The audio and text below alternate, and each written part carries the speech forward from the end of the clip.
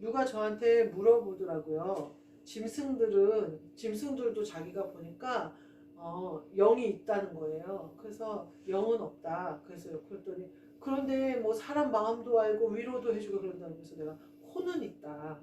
혼은 있는데 영은 없다. 짐승들은 그렇게 얘기를 했어요. 우리가 영의 사람이 아니라 혼의 사람으로 살면요, 개와 같은 삶을 살 수도 있어요. 그랬더니 그 사람이 뭐라고 그러냐면 사람들 중에도 영이 없는 사람이 자기는 많은 것 같더라는 거예요. 이렇게 보면. 그래서 제가 그랬어요. 영은 있는데 영이 죽어 있는 거다. 그래서 그 사람들은 정말 악하게 살고 짐승처럼 살고 그러면서도 양심의 가책을 안 받고 이거는 영이 깨어나지 않았기 때문에 혼이 마음대로 하는 거다. 우리가 세상에 살면서 정말 개만도 못하다 이런 말을 듣는 사람들이 있어요. 무슨 범죄를 저지른 사람도 있고 살인을 저지른 사람도 있고 또 가정 안에 있으면서도 가정을 아주 힘들게 하고 이런 여러 사람 악하기가 이루 말할 수 없는 사람들이 있어요. 근데 오늘 뭐라고 하냐면요. 개를 삼가하고 행악하는 자를 삼가하고 몸을 상해하는 것을 삼가하라는 거예요. 그리고 이것으로부터 우리가 안전할 수 있는 것은 주 안에서 기뻐하는 것이라는 거예요. 사실 우리의 혈기가 얼마나 한국 사람 치고 욱하지 않는 사람이 아무도 없잖아요. 예전에 제가 어렸을 때는요, 동네에서 엄청 많이 싸웠어요. 시장을 가도 뭐 한두 번 싸우는 거 보는 거는 다반사고, 뭐 어디 길거리를 가도 길거리에서 술 취해서 아저씨들이 밀치고 싸우는 것도 다반사고, 그래도 웬만해서는 경찰 안 와요. 그냥 자기네들끼리 싸우다 자기네들끼리 끝나요. 그리고 뭐 어딜 가도 뭐 시장에서 막 턱을 치켜들고 막 손가락질하면서 아줌마들끼리 막 싸워요. 그래도 또 그 다음날 또 그냥 옆집에서 장사 그냥 나란히 해요. 또 어느 날은 또 뭐 좋다고 막 나눠 먹으면서 또 웃고 그래요. 근데요, 그게 뭐냐, 세상 사는 거잖아요. 근데 지금은 어떠냐면 건들기만 해도 큰일 나고 악하잖아요.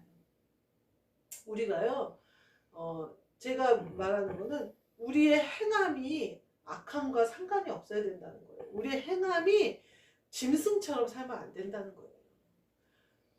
싸우는 거, 우리의 혈기가 막 나오는 거. 혈기가 왜 그래요? 본능적으로 우리에게 있는 거예요. 그래서 내가 억울하면 훅 튀어나오고, 내가 뭐 손해본 것 같으면 훅 튀어나오고, 내가 저거를 뺏어야 될 것 같으면 훅 튀어나와요. 왜 우리 민족이 제가 어렸을 때 그렇게 싸웠을까요? 전쟁을 겪으면 그렇게 돼요. 왜냐하면 먹고 사는 거가 아주 경각에 달려있기 때문에 싸워서라도 뺏어서 먹어야 사는 생사의 문제가 걸려있는 전쟁을 치렀기 때문에 싸우는 게 그다지 큰 문제가 되지 않는 거예요. 그런데 우리가 그런 혈기를 뭘로 다스릴 거냐는 거예요. 그 혈기가 우리를 지배하지 못하도록 우리를 안전하게 우리를 피하게 해줄 곳이 어디냐는 거예요. 그게 주 안에서 기뻐하는 것이라는 거예요. 주 안에서, 그리고 행악하는 거, 악을 행하는 거. 성경에 잠언에 보면 뭐라고 얘기하냐면요. 악을 행하는 사람들이 형통한 것을 부러워하지 말라는 말이 나와요. 그 악을 행하는 것에 형통하면요, 이 땅의 것이지 하나님이 상관을 안 하시기 때문에 그 사람이 악을 행하는데도 형통한 거거든요. 그러니까 그 부러워할 일이 아니라 무서운 일이죠. 그리고 뒤에는 몸을 상해하는 일을 삼가래요. 몸을 상해해서 하나님을 기쁘시게 할 수 없다는 뜻이에요. 그러니까 누가 그러더라고요. 40일 금식하지 말고 40일 기도를 하시면 어떻겠냐고 그런 말을 하더라고요. 몸을 상해하는 일이 하나님을 기뻐하시는 게 아니라 우리를 안전하게 하는 건 내가 주 안에서 기뻐하는 거예요. 금식을 하는 것도 물론 그 결박을 끊는 결과를 가져오기 때문에 필요할 때 하는 거는 맞는 거지만 주 안에서 내가 안전하려면, 내가 죄악으로부터 벗어나려면 주 안에서 기뻐하는 것부터 회복해야 된다는 거예요. 이 땅의 모든 것은 안개 같은 거예요. 오늘 여기서 그 다음에 3절에 뭐라고 그러냐면요. 봉사를 하는데 하나님의 성령으로 봉사를 하래요. 그리고 자랑을 할 거면 그리스도 예수를 자랑하래요. 그리고 육체를 신뢰하지 말래요. 내가 서울대 나왔다고 신뢰하지 말래요. 내가 박사학위 받았다고 신뢰하지 말래요. 제가 예전에 어느 목사님이 자신이 박사학위를 받으셨어요. 근데 그게 목사보다 큰 거예요. 이 목사님이.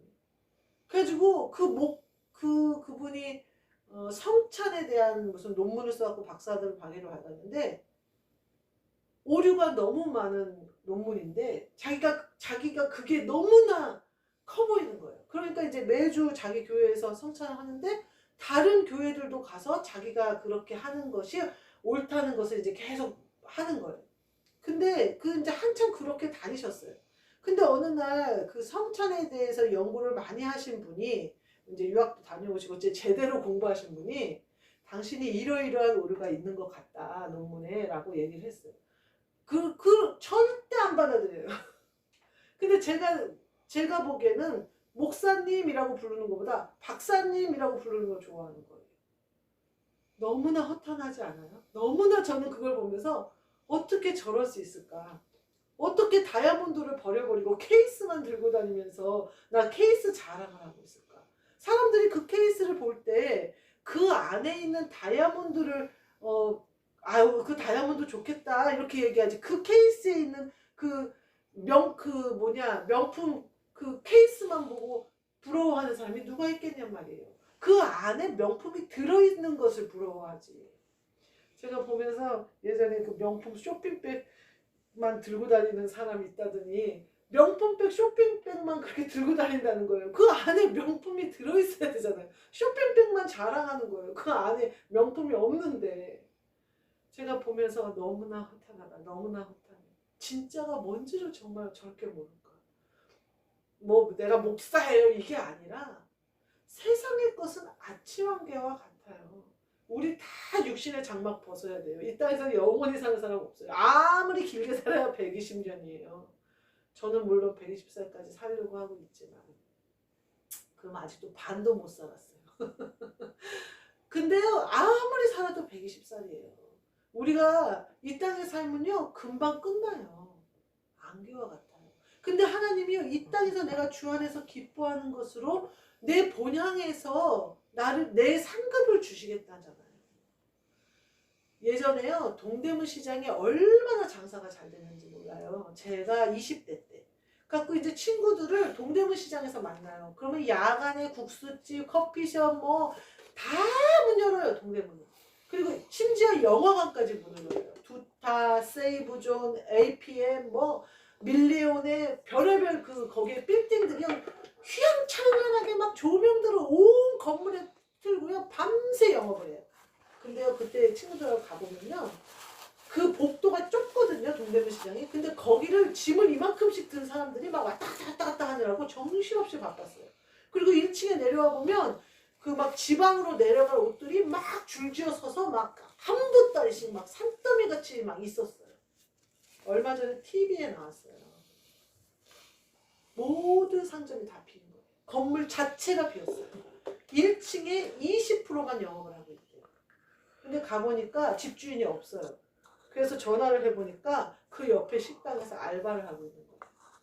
문은 어쩔 수 없이 그냥 1층이니까 열어는 놨는데 손님이 하나도 없으니까 알바를 하고 있는 거예요. 옆에 가서.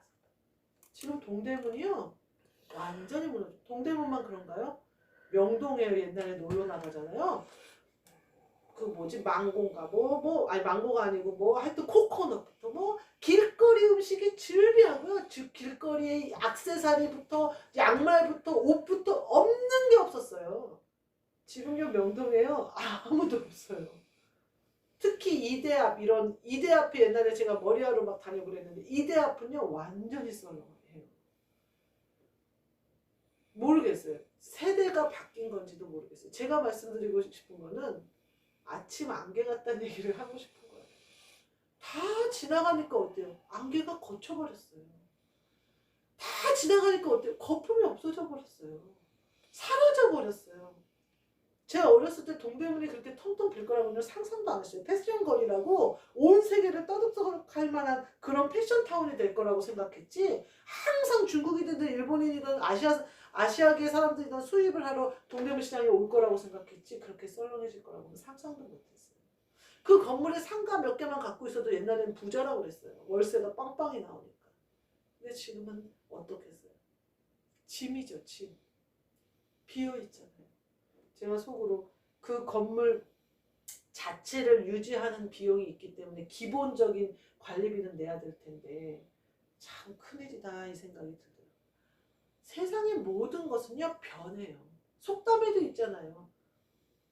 그 꽃이 빨개지면 진다. 꽃도 빨개지면 지는 한참 이쁘게 장미가 피고 활짝 피잖아요. 그럼 잎사귀가 떨어지기 시작해요. 금방. 세상의 이치래요 그게. 근데 우리는요 세상의 것이 그럴듯해 보여요. 그러니까 오늘 뭐라 그래요? 그 사도 바울은 자랑을 하려면 그리스도 예수로 자랑하잖아요. 그거 외에는 다 떨어진다는 거예요. 그거 외에는 자랑을 했는데 나중에 그게 너에게 부끄러움으로 다가온다는 거예요. 그러니까 함부로 입을 벌려서 자랑하지 말고 오직 우리가 정말 힘있게 자랑할 수 있는 건 그리스도 예수밖에 없다는 거예요. 변하지 않는 거예요. 그리고 봉사를 할 때 네가 가진 걸로 하지 말래요. 네가 가진 힘으로 하지 말래요. 성령으로 봉사해요. 예전에 제가 반주를 하는데요. 어느 순간 반주라는 봉사를 하고 있는 내가 이 예배 가운데 제일 복을 못 받을 수 있겠다는 생각이 드는 거예요. 왜냐면요 반주자는 기도할 때 눈을 뜨고 계속 반주를 해야 돼요. 그러니까 기도를 못 하는 거예요.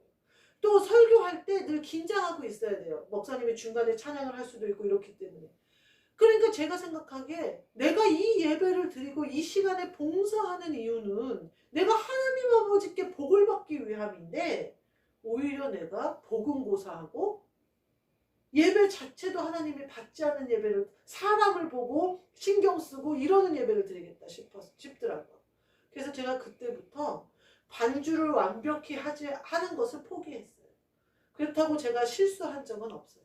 그렇지만 내 중심이 목사님에서 하나님으로 바뀌었어요.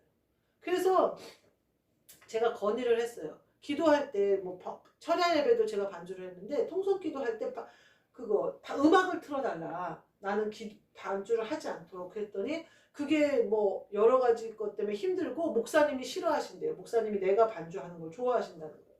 그래서 알았다. 그 다음부터는 반주할 때 눈 감고 기도했어요. 방언으로 계속 기도하면서 반주를 하는데 그러면 어떻게 돼요? 찬송가가 안 보이잖아요. 그냥 손으로만 쳤어요. 코드만 짚는 거예요.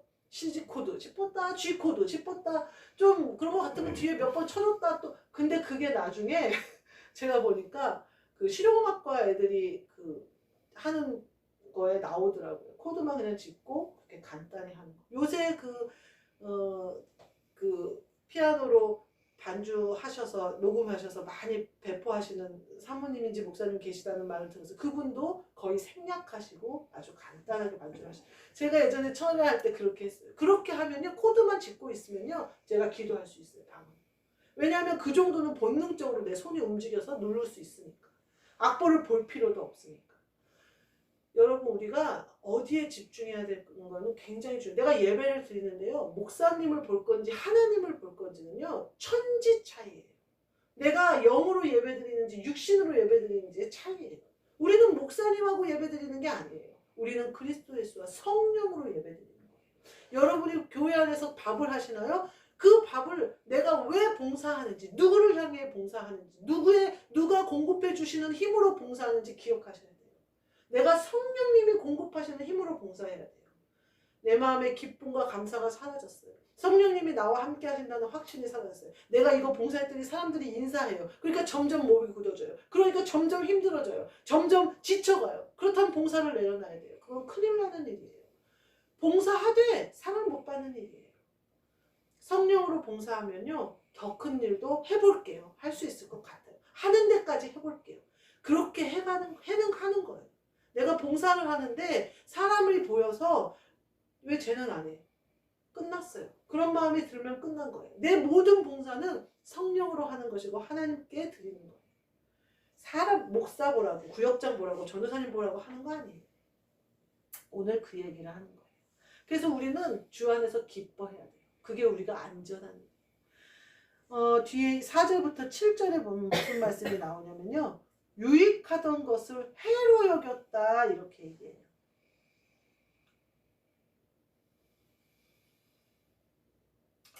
육체를 신뢰하는 거, 율법의 의로는 흠이 없는 이런 것들은 다 버려버렸대요.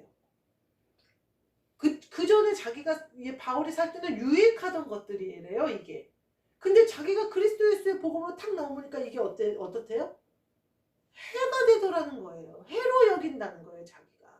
왜냐면 까딱 잘못했다가는 복음보다 그걸 이용하고 싶어지니까, 그걸 자랑하고 싶어지니까, 그게 먼저 드러나 버리니까.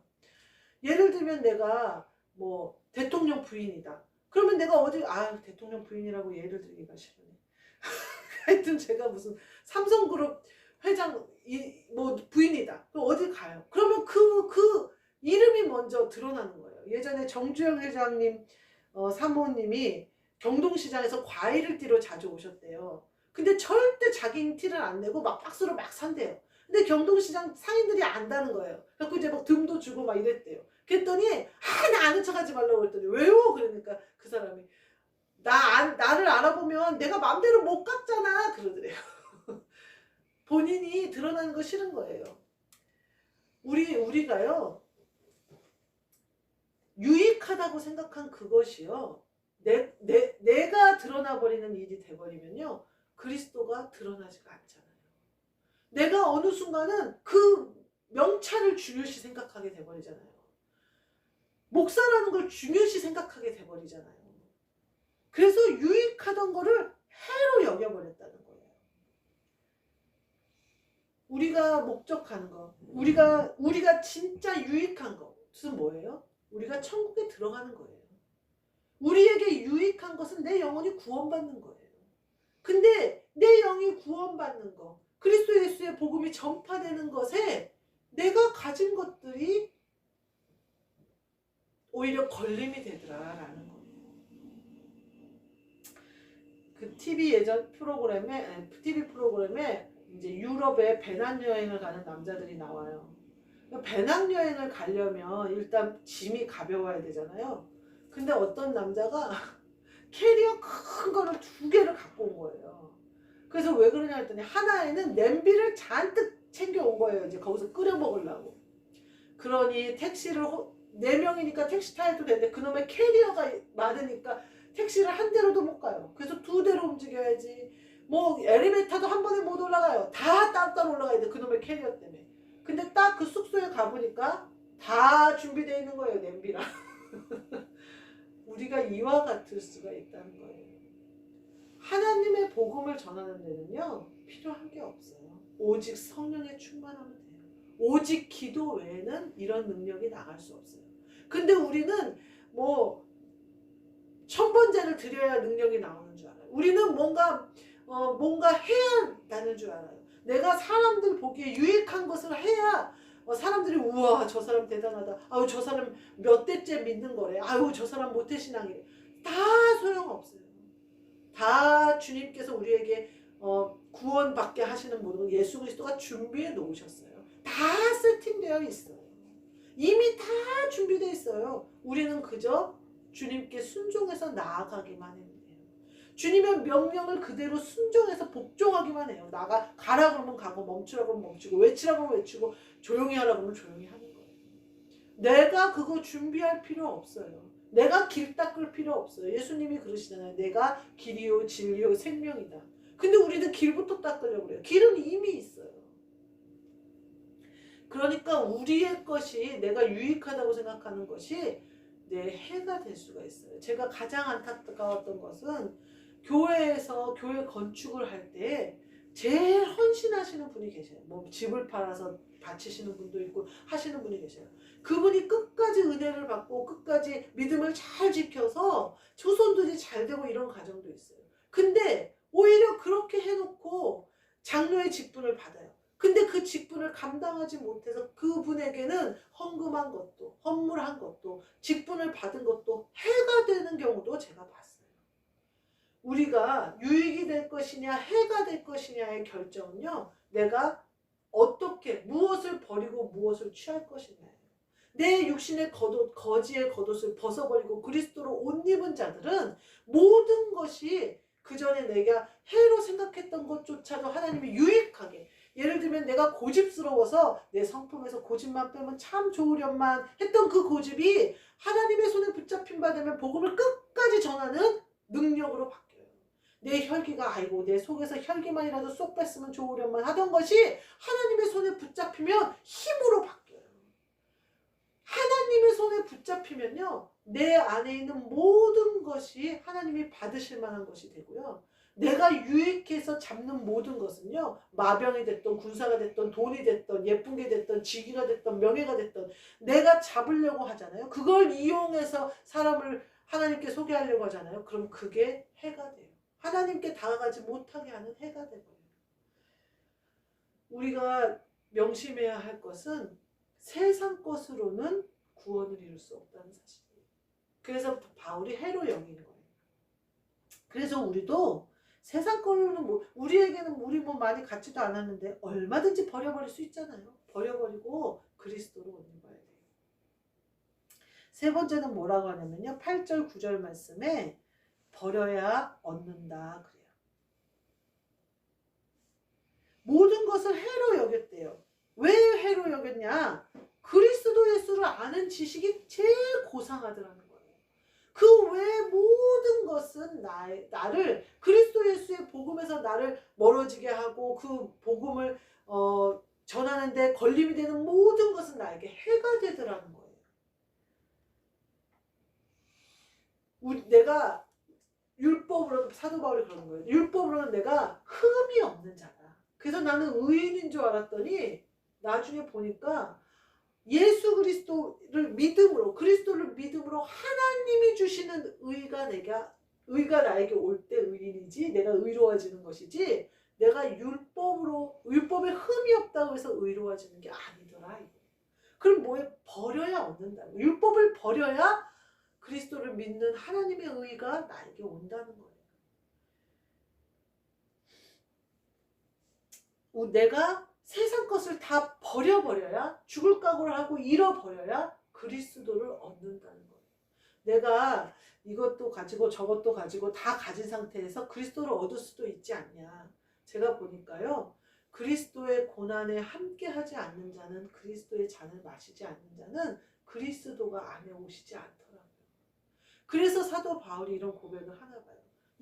벗어버려야 돼요. 각오를 해버려야 돼요. 죽으면 죽으리라는 각오를 하지 않으면요, 그리스도가 내 안에서 주인이 안 되시더라고요. 왜냐면 내가 이것도 잡고 저것도 잡고 이렇게 잡고 있기 때문에 그것들이 자꾸 혼란을 줘요. 섞여요.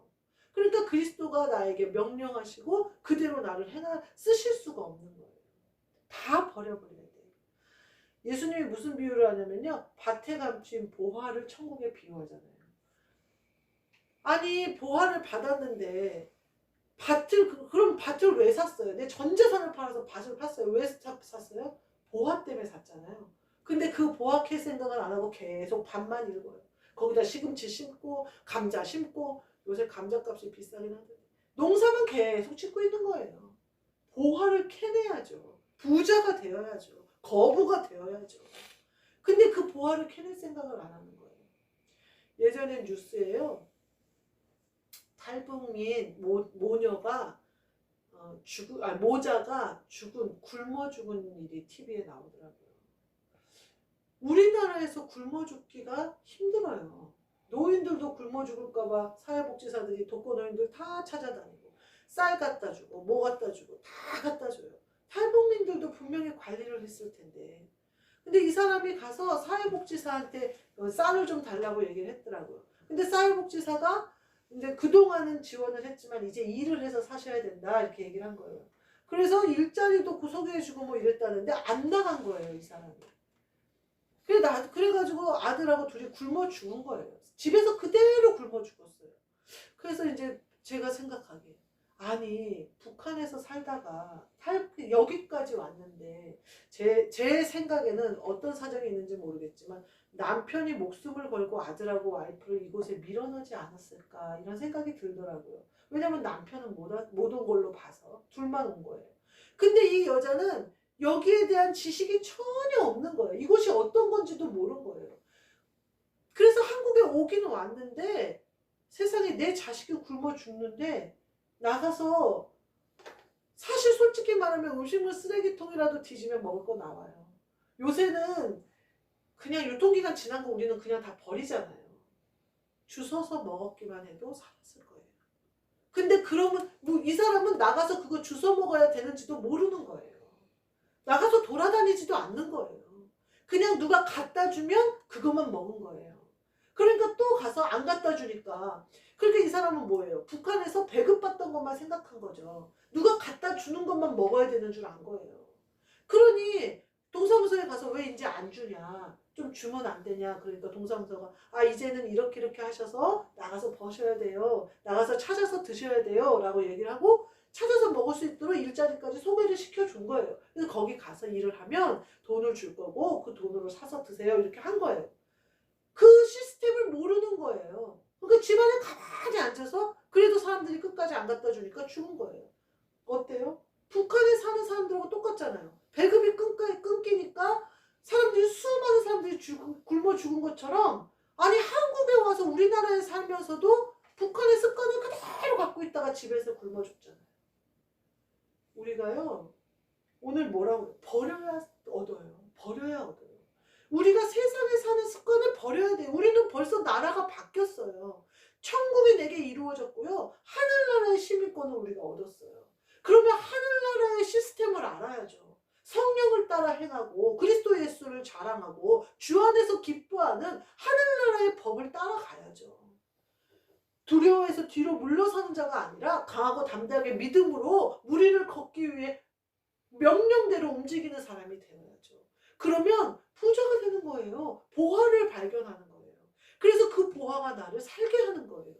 근데 아직도 세상에 사는 습관으로 문 밖에 나가면 죽을 것 마냥 문 안에 갇혀 있다가 거기서 굶어 죽잖아요. 벗어야 돼요. 내가 세상에서 열심히 사니까 되더라. 교회 열심히 다닌다고 되지 않아요. 하나님을 만나야 돼요. 예수 그리스도님을 만나야 돼요. 성령을 받아야 돼요. 그건 영으로만 할 수 있어요. 영으로만 할 수 있어요. 우리 육신으로는 이룰 수가 없는 일이에요. 습관을 다 버려야 돼요. 다 버려야 돼요. 그걸 버리면 죽을 것 같고 그거 버리면 아주 개망신당할 것 같고 그거 버리면 내 자존심을 어디서 지켜. 내가 그거 버리면 얼마나 사람들이 날 조롱할 거야. 하나님이 책임져 주세요. 예수 그리스도가 책임져 주세요. 성령님이 우리를 지켜주세요. 뭐라 그래요? 말할 수 없는 구변과 지혜를 너에게 주는데 너희를 핍박하고 고난을 주고 조롱할 것 같으나 너희 머리카락 하나도 건들지 못한다 이렇게. 하나님이 결단코 그렇게 하지 않으신다는 거예요. 믿음으로 그렇게 가는 거예요. 내가 그렇게 해서 조롱받으면 어때? 내 자존심 뭉개지면 어때? 내가 죽으면 죽어야지. 그럴 때 벗어지는 거예요. 내 옛 습관들이 벗어지는 거예요. 그리고 그럴 때 사는 거예요. 용기를 내셔야 돼요. 탈북민들이 여기 와서 적응하는데 굉장히 힘들대요. 모든 사고가 완전히 달라서 굉장히 힘들대요.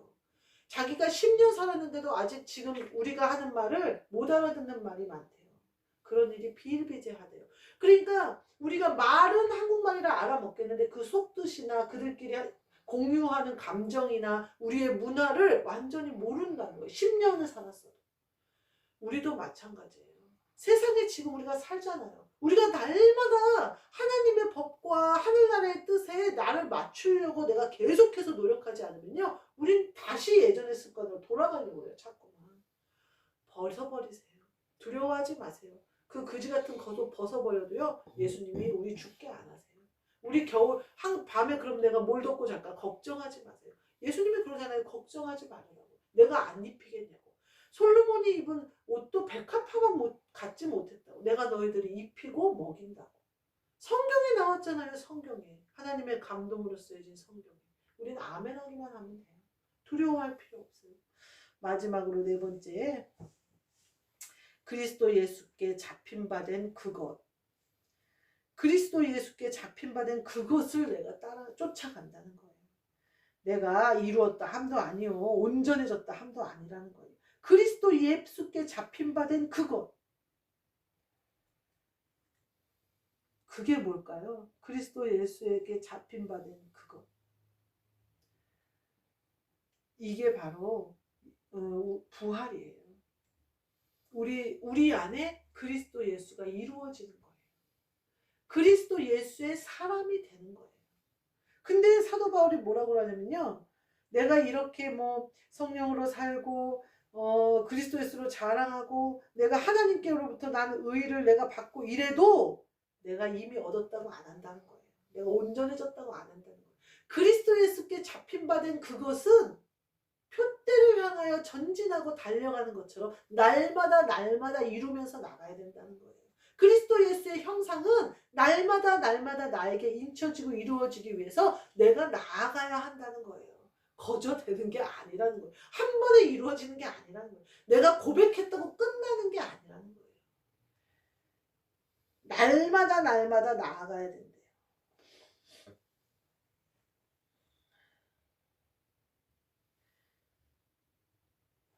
우리가요 휴대폰을 받았어요. 예전에 우리 저 데이트할 때는 시티폰이 있었어요. 그래가지고 막 가가지고 그 무슨 부스 옆에 가가지고 시티폰을 걸고 뭐 이게 안테나가 있는데 뭐 반경 몇 킬로에 가서 막 전화하고 이랬어요.